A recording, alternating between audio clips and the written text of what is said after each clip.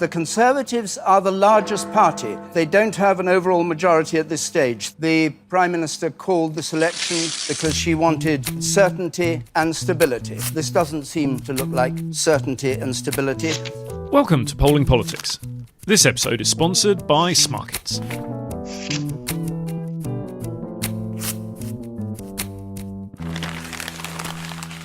I'm Joe Twyman, co-founder and director of Delta Poll. And I'm freelance journalist Marie Leconte. This week it's a Polling Politics special. We are in Washington and we're in London. I'm in Washington to discuss the midterms, and we have Marie in London. Hello, Marie. Hello. Yeah, no, I'm actually in South London today, so it's a very exciting week for all of us. Yeah, we're all travelling to new and unusual places. This is very exciting. I should stress, in the interest of accuracy, I am in Washington, but Washington State, not Washington DC. I'm in the lovely city of Seattle to discuss various aspects of the midterm elections with American politicos over here. But before we do that, quick discussion about the UK scene. Good news, Marie. David Cameron is coming back to British politics, or perhaps not. Yay! I mean, I wish you could see my face right now, just, basically crying with happiness. Just so overjoyed at the fact that David Cameron might be coming back. What was interesting to me about this story was that it was an exclusive that he'd spoken to friends to say that he was coming back, and followed by another exclusive to say he wasn't. I assume the latter is the case. What's your take on this? And but also, actually, in fairness, in all seriousness, I did find it quite interesting because the original Sun Scoop was David Cameron told friends that X, but then the denial came, I think, from Politics Home, and the story was effectively, actually Cameron has told friends that he's not doing it. So that entire story has just been done by the medium of, what his friends are saying, which I still find it's such a weird aspect of kind of like British political reporting of the, friends of have said that. Well, actually, other friends of have said is just a deeply odd way to report the news. I entirely agree. Well, we will see whether he fires a certain set of friends for briefing against him. But that's if he indeed has any real friends left. I guess the one other thing as well about this is that I loved, and I, obviously have no idea if that's true or not, but I love the idea that he was like, oh, I want to be foreign secretary because I'm bored. Yeah. And, and that is the man who, when he was asked, why do you want to be prime minister, said, but why did you want to become prime minister? Said, because I thought I'd be good at it. And it's just, that kind of level of shamelessness of being like, yes, my entire career has basically just been smugness and FOMO, I guess. Yeah, and he'd done so well in dealing with Europe when he was Prime Minister. He'd inevitably do a great job as Foreign Secretary.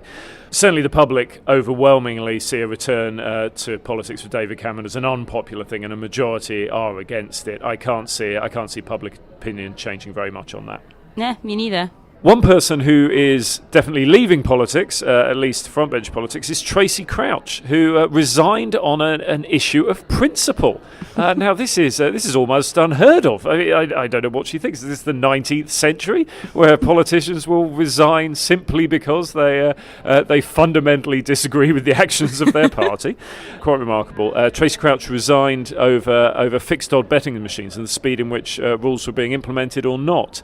Is this a significant story or just a Westminster bubble thing? I think yes and no. So I would say that the one aspect of it I did find quite interesting and eyebrow raising was the fact that quite prominent Brexiteers, including Boris Johnson and others, kind of tweeted being like, what a loss for government, etc., which was not would not have been obvious to me. Like, they were not necessarily, they're not on the same wing as the party as Tracy Crouch. Tracy Crouch, if I remember correctly, is definitely not a kind of, hardcore Brexiteer or anything. So I'm not really sure what was going on there. But the idea that, kind of everyone was like, oh my God, Tracy. I mean, maybe it's just the fact that Tory benches want to get rid of Theresa May. So any bad thing that happened, they're like, just so bad.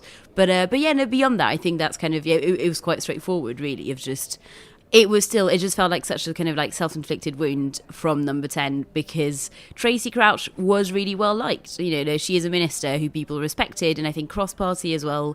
And the Nishi, where she's definitely going to be on the right side of history. So it just struck me as a bit dumb, I think is a professional word for it. Get ready for this segue. And speaking of people who hope they're on the right side of history, Dominic Raab.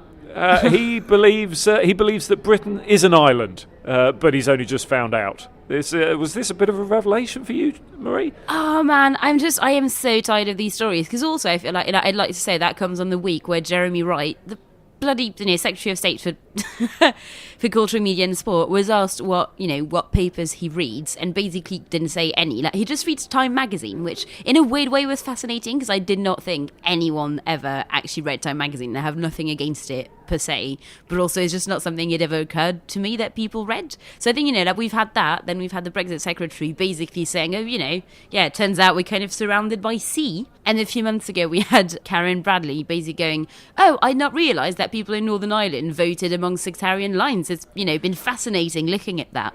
And it's like, how did Theresa May pick all those people? Like, genuinely, how? Yeah, I don't know. So yeah, the rub thing, I'm kind of just like, yeah, fine, what next? What next? Well, you know who we really need? David Cameron. Can we not? No, Matt Hancock. And as on that note, and there's something deeply upsetting I need to say, because I think that I can literally no longer talk about Matt Hancock, because a friend of mine in Westminster a few days ago said that in their office they all call him Mancock as a weird nickname, and genuinely it's just ruined Matt for me entirely, so I might just have to stop talking about him on the podcast. Oh God. Oh dear. Marie, I'm going to ask you the same question I'm asking my guests in America. What percentage of Americans do you think believe in possession by the devil? Oh, probably something weirdly high. I would say 27%. 27. Okay, well we'll come back and see if you're correct at the end of the show. Oh, fine. Great, thanks, Marie. Oh, cheers.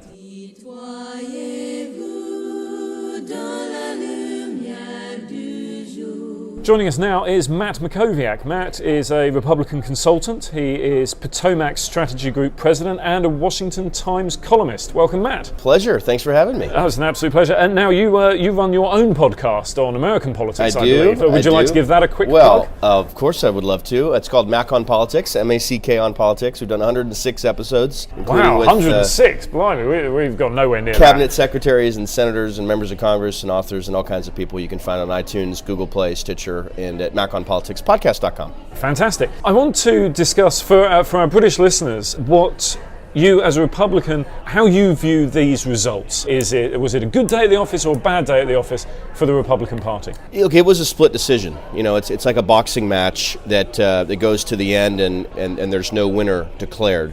Both sides have something positive they can take from it. Both sides have something negative I think they should be concerned about. Look, it's never a good thing when you lose control of Congress, when you lose control of the House. And you had, I think, 35 or 36 seats flipped. Democrats needed 23, and they got there. That's actually in a historical range that's pretty standard. In your first midterm after a new president's elected, generally the party in the White House loses seats in that range. So it's not unusual that they lost the House. It's going to be profound in terms of the effect. It's going to lead to Trump's legislative agenda being really dead on arrival effectively in the House. It's going to lead to relentless, day-to-day, hour-to-hour, overwhelming investigations with subpoena power conducted by House Democrats. And it could lead to impeachment, which doesn't mean he'll be removed from office, but it will mean he will likely be impeached in the House over the next 6 to 9 months by Democrats. It would then go to the Senate. It's a 2/3 vote in the Senate. It would be very hard to see that many senators voting to remove him from office. But that's what the ramifications of him losing the House, of the Republicans losing the House, will be. Now, that said, as we sit here, it appears Republicans went from 51 to 54 senators. They gained seats in the Senate. How'd they do that? They did that because the Senate map in 2018 was the single most advantageous map for either party in the last 100 years. You had 25 Democrats up for re-election, only 8 Republicans. 10 of those 25 were up from states that Trump won 2 years ago. And so Republicans were able to flip 4 seats. They flipped Indiana, they flipped Missouri, it looks like they flipped Florida. And then they lost Nevada. Looks like they're going to hold Arizona but lose Nevada. And then they won, I forget if I said North Dakota, Missouri, Indiana, Florida, the 4, excuse me. So in some ways, if you step back for a second, but both sides should be concerned. Democrats lost some races they really thought they were going to win. They thought they were going to win Florida Senate and Florida governor. They thought they were going to win Georgia governor, elect the first African-American governor in the history of Georgia. They thought Beto O'Rourke, this sort of sensation in Texas, was going to shock the world and defeat Ted Cruz. He didn't. He lost by 2.9%, which is the closest a Democrat has come to winning statewide office in Texas since 1994. It's a long time. And they also they lost a number of House seats they thought they were going to win. In some ways, what ended up happening, Joe, is the Democrats benefited because they were able to take back suburban congressional seats where you have college-educated white women generally are a disproportionately large share of the vote. They are repelling Trump. They really don't like his approach. They don't like the way he communicates, some of the things he does. So they punished Republican members of Congress in those seats. That provided the pathway for Democrats to take the majority back. Conversely, rural America turned out for Trump in these red states where these Senate races were. And so the net effect of keeping the Senate means Trump will be able to get new cabinet secretaries confirmed. We just saw the Attorney General position open. You're going to have several others open in the next few weeks. And perhaps most importantly, his judicial confirmations will continue. If Democrats took the Senate back, they weren't going to be able to confirm probably a Supreme Court justice or just judges at the lower levels. He confirmed more judges in his first 2 years than any president in history, 84 judges. That's going to have sweeping ramifications for the judiciary over generations. It'll long outlive his presidency. So there are some warning signs. Republicans cannot lose the suburbs and keep the White House in 2020. Democrats had some sort of rising star progressive candidates who came up short. Both sides, I think, have things that they should be concerned about heading into 2020. Both sides got a little bit of what they wanted. The Democrats really wanted to try to take the Senate back. They were able to get the House back, and that's meaningful. But we're going to have a stalemate in Washington over the next 2 years, and it's going to be ugly combat between both parties over the next 2 years. You talked about Texas and the Beto O'Rourke-Ted Cruz contest. This was an election that attracted a lot of attention in the UK because of the star power that Beto attracted. He came close to winning, but he didn't win. Similarly, in Georgia, the Democrats came close to winning, but didn't win.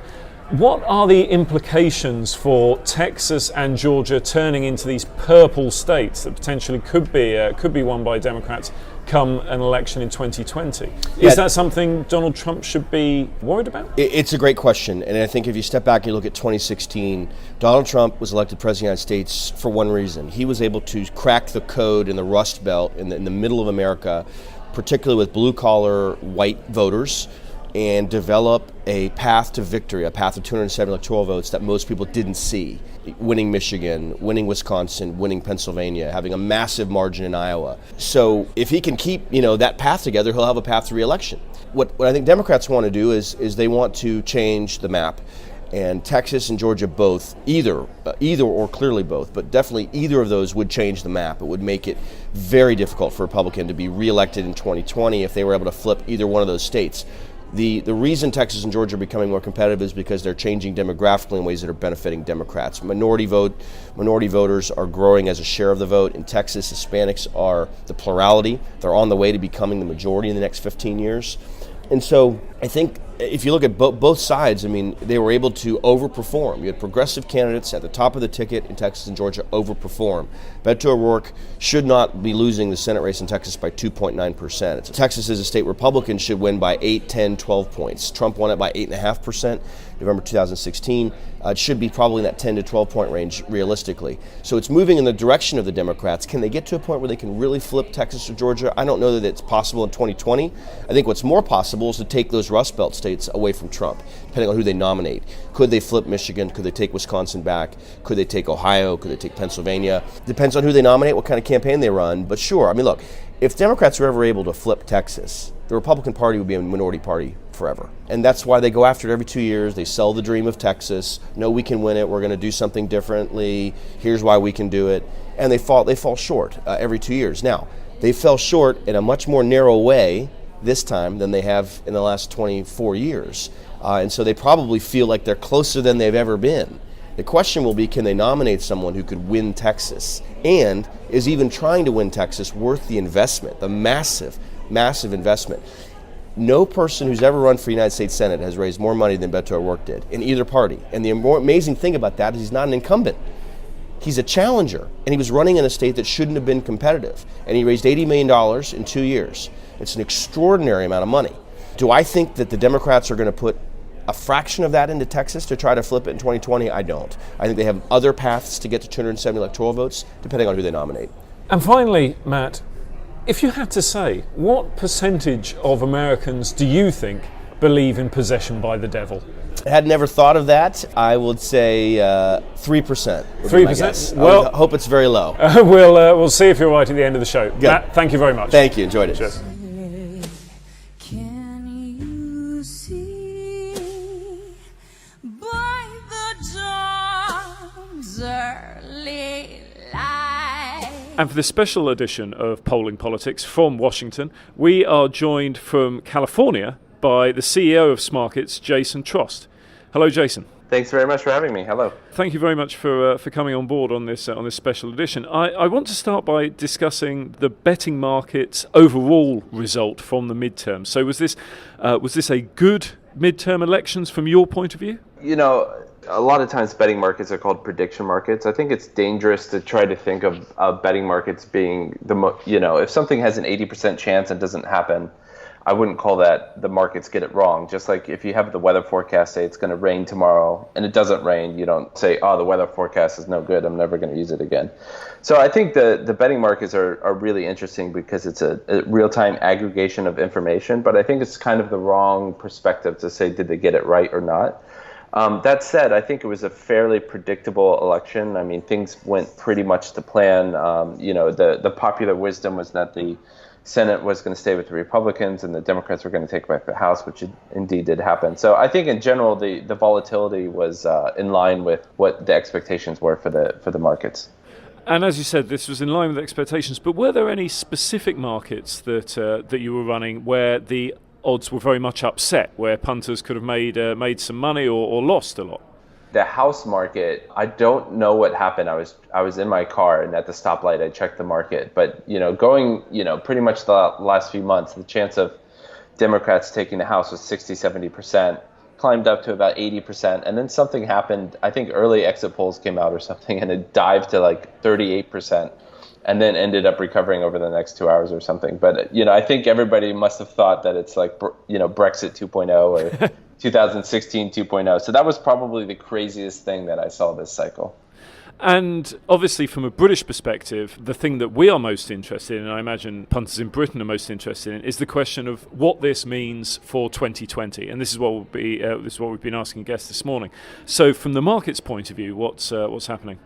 I didn't check this morning, but I think Trump's at about if I remember correctly, he's about a 38% chance to get reelected, which sounds about right. I think, this stuff is so hard to predict because of what's going to happen with the investigations, the Mueller and, the Mueller inquiry. But I would say, about 40% chance is about right for Trump getting reelected in 2020. And then, of course, the one of the big questions is who the Democrats put up as their contender for president. Beto O'Rourke has attracted a lot of attention in the UK for his campaign, but he didn't win. What is the market for the Democrat contender looking like? I have to double check that actually. I know that there's a lot of buzz for. Beto. I think he's the second favorite right now at 13%, and the favorite is Kamala Harris, which is the California senator. She's at 18%. These are very thinly traded markets. I wouldn't put too much stock into this. It's really early doors, but it's a fun thing to talk about. Being a passionate political follower, there's probably realistically 20 people that are thinking about running for president. So it's a crazy group of people to try to narrow down, and so much can happen between now and tomorrow. Yeah, of course. And so in terms of timing, when will things really start to pick up from a betting point of view for 2020? Yeah, I would say, we certainly were trading them, prior to the midterm election. As the event gets closer, the volume kind of spikes. So, if there's 100,000 traded now, there'll be 1 million traded by the time it gets to the actual election. So I would say about a year out is when things start getting really serious for that market. And what's your expectation for where the political landscape in America will go over the next couple of years? I was actually talking about this with my friend last night. For the first time, both him and I are quite worried, actually. There's an angst amongst people that, believe in democracy and believe in political norms and believe in civil discourse that, the direction that the Trump and the GOP is really taking this country is a very dark place. Trump, threw out a journalist from the press corps, which is unheard of. The language that he uses is the language of dictators. He's openly racist. He's openly xenophobic. So I'm very nervous for my country, and I hope that we start getting our stuff together and making improvements. I think this last midterm election was a good first step to try to fix what's been going on, to get some oversight in this White House and try to get things back to normal. But I'm very nervous about it. And on that happy note, Jason, thank you very much, and thank you to Smarkets for supporting the podcast. Of course, we're really happy to partner with you guys.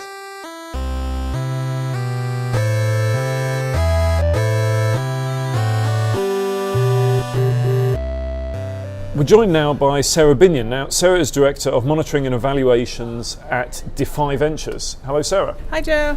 Tell us about Defy Ventures. Yeah, so we're a national nonprofit that works in and out of prisons, helping men and women with criminal histories and incarceration in their past and present, and felony convictions in their future. And we work to transition them back into the community with personal development and employment readiness and entrepreneurial endeavors. And there were some votes that were important for prisoners in this election, and we'll come on to that. In a second. But just before we do, I wanted to get your take on the overall picture of the elections. Who do you think came out well? Who do you think came out badly?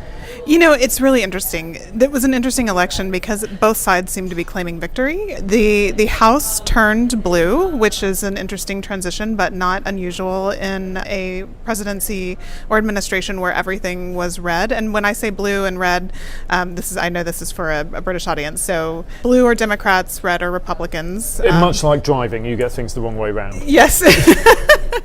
Precisely. So that means there's now a divided Congress, which makes things more interesting. Things are more difficult to pass in some ways, but to me, it always means that you have to work together and have a better connection to your constituency and to the legislation, and you have to work together and meet in the middle. So it'll be interesting for this administration. Do you think working together is a possibility, given how divided not just politics are, but also the electorate? Looking at the data, what struck me the most was this increasing move towards the difference between urban voters and rural voters, and the flyover states, as they're sometimes described, and then the coastal elites similarly. And so, in such a divided country, is some sort of collaboration going to be possible, do you think? I mean, look, if legislation wants to get passed, they're going to have to learn to collaborate. It's not really an option. So is it possible? Sure. I mean, one of the things that I've noticed, I recently was watching the Ken Burns documentary on Vietnam, and I was watching and looking at how divided the country was during that time period for a decade, crossing 3 administrations. And maybe even 4. And we were polarized, and, we were having shootouts at, Kent State, et cetera, and the country was disastrous. But yet we managed to, overcome that, heal from that, work through that, and legislation did get passed even within a divided country. So collaboration is possible. I think really, though, at the highest levels, particularly the president, is going to have to learn to be more collaborative because he doesn't have a blank check at this point anymore with a fully red Congress to write things through. So, taking everything into account, do you think these elections are good news or bad news for Donald Trump? Do they strengthen him or do they weaken him? Or perhaps both? I think for Donald Trump, he's really going to be challenged to not have the blank check of a fully red Congress. I think that was a nice benefit and bonus to come into. Obama had it too. Obama had it in the first 2 years of his administration, and then Congress shifted red. So it's a lovely thing to have. I think that he is now going to have to be more collaborative if he wants initiatives passed. I think that he will probably focus on things that he's good at, like trade and financial. And by good at, I mean things that he can move quickly through the legislative process. Yeah, good at other than sort of reality TV shows right. and shouting at people. Right. And the resignation, if you want to call it that, of Jeff Sessions. Do you think that is a sign of Donald Trump's strength or weakness?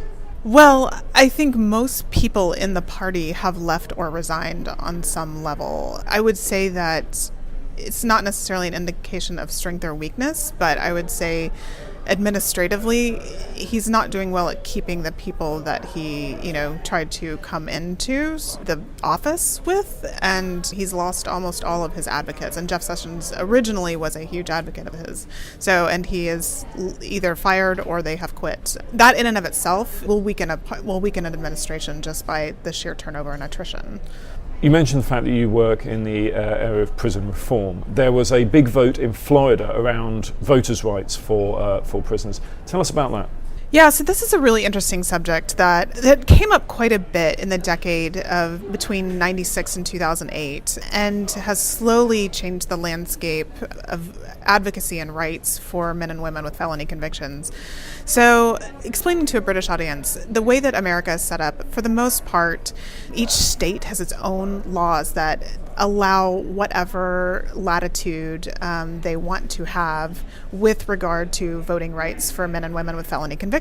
So each state says either blanket, you can vote from prison, that's at one end, and at the other end is the moment you are convicted of a felony, you lose all your voting rights 100%. Most states are in between. Florida was one of those who was much further on the moment you get a felony conviction, you lose all rights. They did have a process of a grievance process where you could advocate back on behalf of that to get your rights back, but you did have to go before a panel.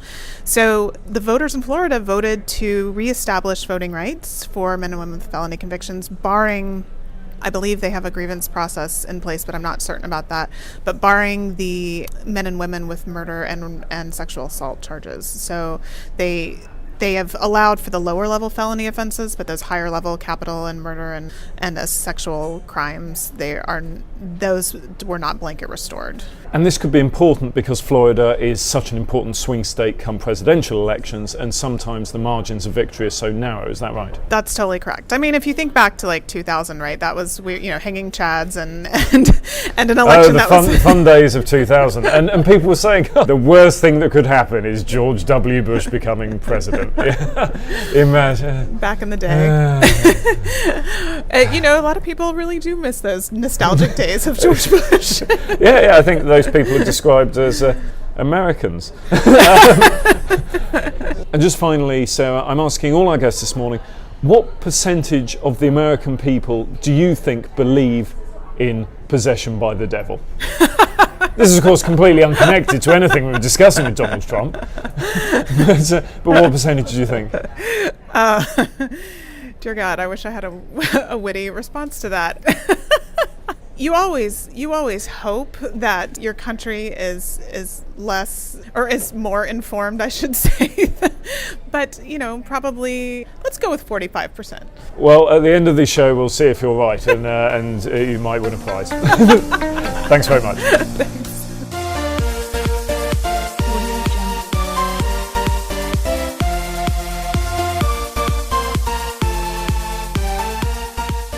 We're joined now by Edie Lush, who is a journalist and co-host of the Global Goals Cast podcast.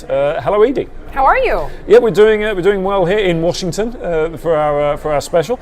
Edie, what for you were the most interesting stories to come out of the midterms? I was looking really particularly at one election in Southern California. It's in a district called Fullerton, which is a really interesting part of Orange County.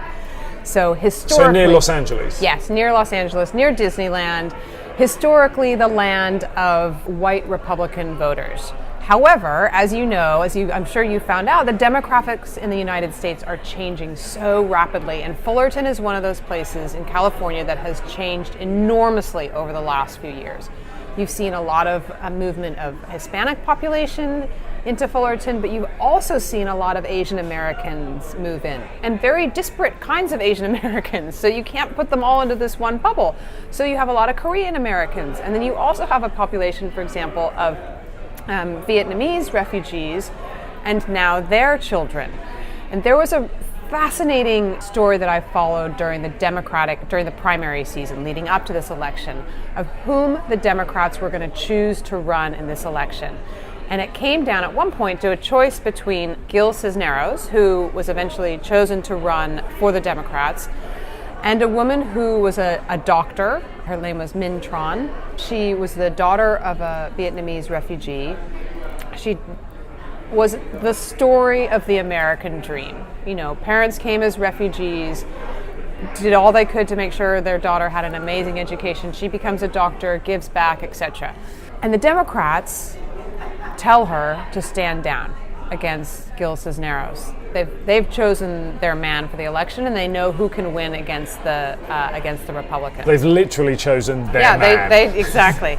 And he's of course really interesting. He's Hispanic. He's a Navy, ex-Navy, really interesting and a guy in his own right.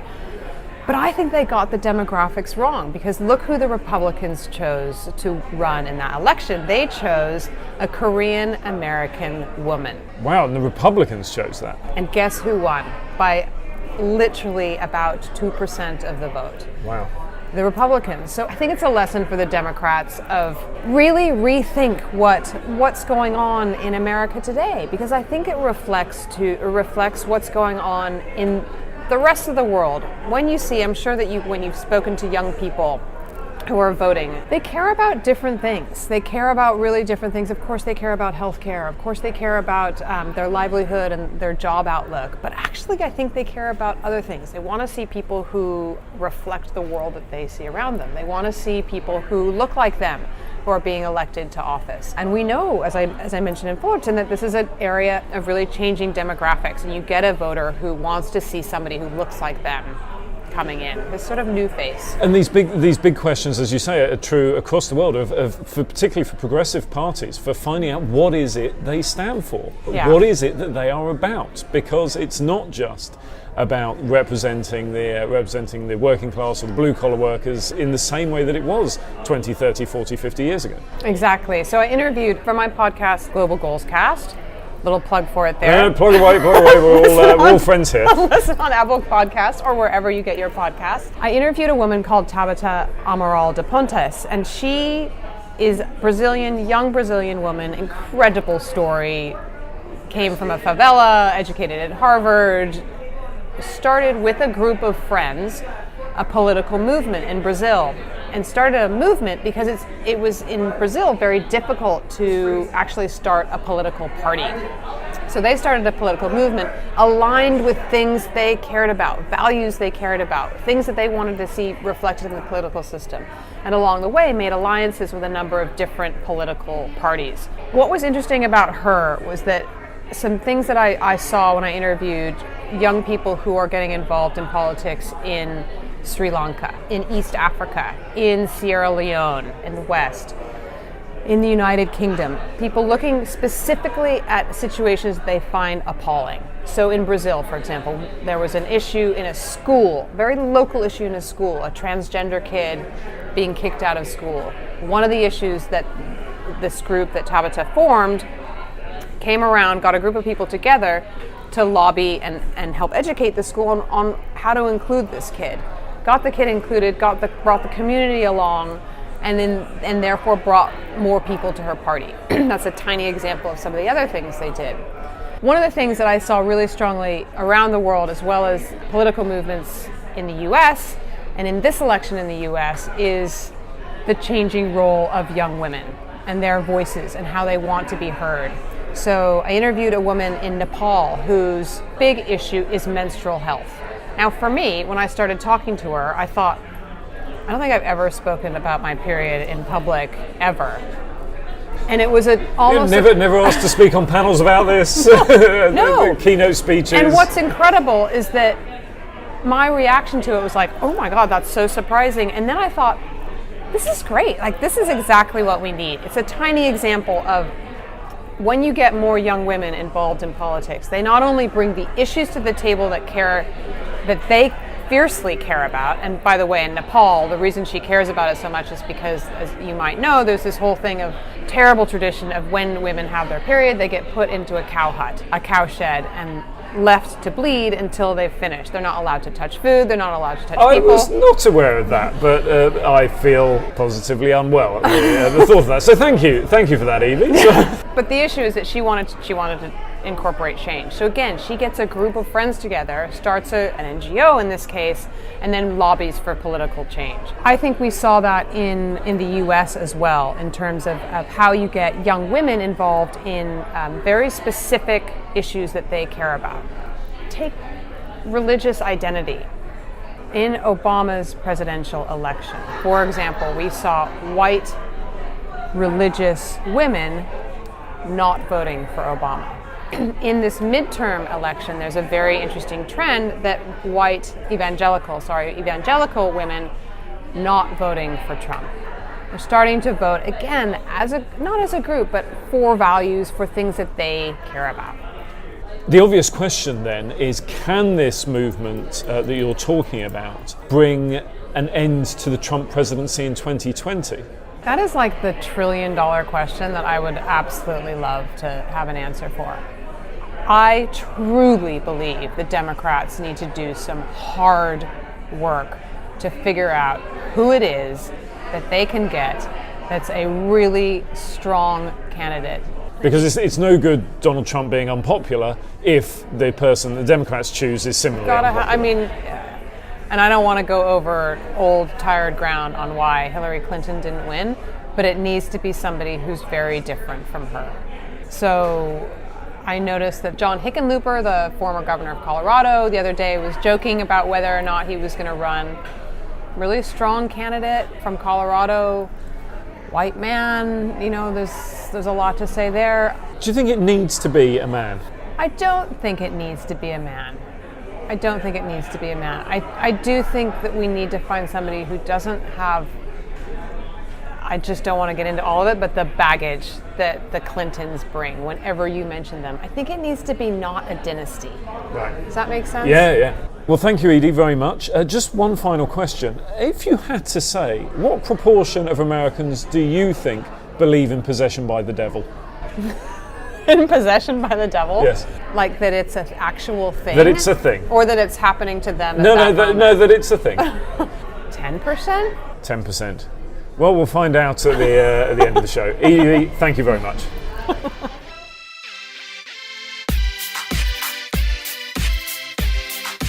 That's it for this week. A big thank you to all my guests, Edie, Sarah, Matt and Jason in LA. A big thank you to Smarkets for sponsoring this, and for those of you that were wondering, the number of Americans that believe in possession by the devil is 51%. That's right, a majority of Americans believe in possession by the devil. So that's obviously an absolute delight. We will be back in London for next week. Thank you very much for listening.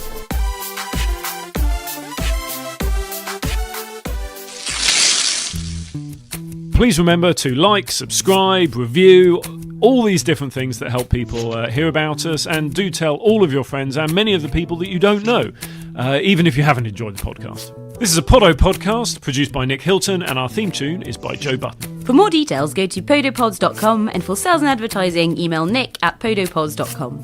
And yes, that's spelled PODOTPODS.com.